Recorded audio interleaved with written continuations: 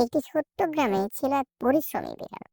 বিড়ালটি একদিন সকালে উঠে তার জমি পরিষ্কার করতে শুরু করলো, যাতে সে জমিতে সরিষা চাষ করতে পারে।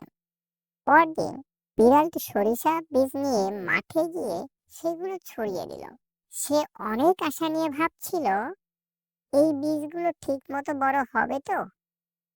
কিছুদিন পর বিড়ালটি দেখলো সে সরিষা বীজগুলো ধীরে ধীরে বড় হচ্ছে।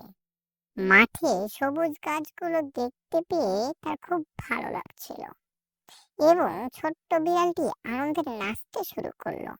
বিড়ালটি প্রতিদিন গাছগুলো খেয়াল রাখতো।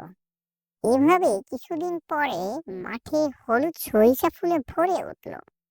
ছোট্ট বিড়ালটি ফুলগুলো তুলতে গিয়ে হাসি মুখে বলল, বাহ, কি সুন্দর ফুল। একদিন বিড়ালটি বুঝতে পারলো এখন সরিষার ফসল কাটার সময় এসেছে। বিড়ালটি খুব সাবধানে তার জমি থেকে সকল সরিষা তুললো এবং ট্রাক্টরে বোঝাই করে বাসায় নিয়ে আসলো।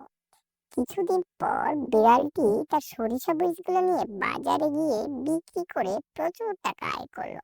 বিড়ালটি খুশি হয়ে বলল, আমার পরিশ্রমের এত ভালো ফল দিয়েছে। এভাবে বিড়ালটি তার কঠোর পরিশ্রমের জন্য খুশি হলো এবং তার জীবনে সুখ এবং আনন্দ ফিরে এলো।